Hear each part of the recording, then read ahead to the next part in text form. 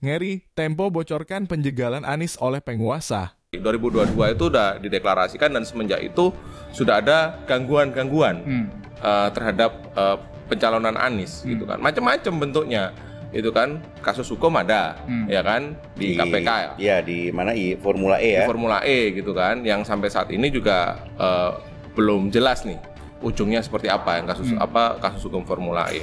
Lebih daripada itu di lapangan banyak banget gitu kan yang dihadapi oleh Anies gitu loh. Apa misalnya di lapangan gue dapat cerita dari orang dekatnya Anies. Ya, gimana itu gimana? Nah, jadi semenjak dideklarasikan Oktober 2022 itu kan Anies melakukan safari ya. Ya. Melakukan safari ke berbagai kota dan pelosok-pelosok di Jawa Tengah. Nah, ini Jawa Tengah nih menarik nih. Ya, gimana? Kandang merah. Banteng. Di Jawa Tengah itu di Grobogan, Blora dan sekitarnya Anies itu melakukan semacam tirakat. Ya, mengunjungi beberapa situs, pesantren, kiai dan seterusnya begitulah. Nah, dalam satu perjalanan di daerah Grobogan Blora itu rombongan ini makan siang. Senpram. Ini kapan kejadiannya? Sekitar 2023, sekitar April Mei lah. Oke. April Mei begitu. Nah, ketika mereka berhenti di makan siang di sebuah warung atau restoran itu, di rest area kan? Di warung atau restoran itu ada satu rombongan lain di meja sebelahnya Anies, gitu kan. Tapi mereka nunduk aja. Ini orang yang cerita ini orang yang ada di situ, yang gue temuin nih, nunduk aja gitu kan, nunduk, diem kan, terus dideketin nih, barulah mereka ngomong, ini kita dari aparat penegak hukum lah, gitu. Jaksel. Dari aparat penegak hukum lah, lembaga negara begitu, yang mengantar struktur yang di atasnya gitu, yang struktur di atasnya. Oh, ngapain gitu kan? Ya kita cuman memantau lah gitu kan. Nah, setelah ketahuan begitu mereka mengaku dalam perjalanan baru kemudian sirine atau mobil itu baru mulai bunyi tuh, mulai kelihatan tuh mereka. Jadi seolah-olah mengantar gitu. Iya, seolah-olah mengantar. Ini Intel Melayu ini jangan-jangan ya.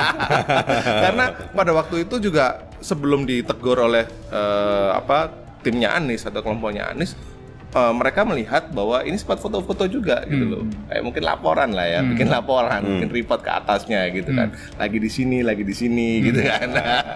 Meskipun tidak ada gangguan ya, tapi kemudian surveillance atau pengawasan itu sudah terjadi sebelum masa kampanye dimulai seperti sekarang. Oke, itu sebelum masa kampanye. Ya.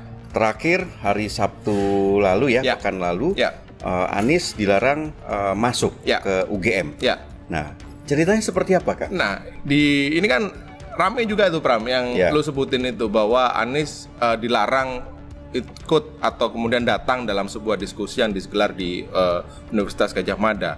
Memang pada waktu itu dari informasi yang kita dapat, Pram, bahwa ada komunikasi dari pihak yang mengatasnamakan rektorat, gitu kan, yang mengatasnamakan rektorat, yang meminta kepada pihak panitia untuk membatalkan diskusi atau tidak mendatangkan Anies sebagai pembicara, gitu kan. Dan pada waktu itu dalam komunikasi screenshot ya, tangkapan layar yang beredar dari pihak yang mengatasnamakan rektorat UGM itu menyebut salah satu lembaga negara, aparat penegak hukum sebagai pihak yang meminta atau mengkoordinasikan lah kegiatan itu, gitu. Jadi pada akhirnya Anies Pram nggak datang. Oke, tapi gitu. Meminta apa nih penegak hukumnya ini?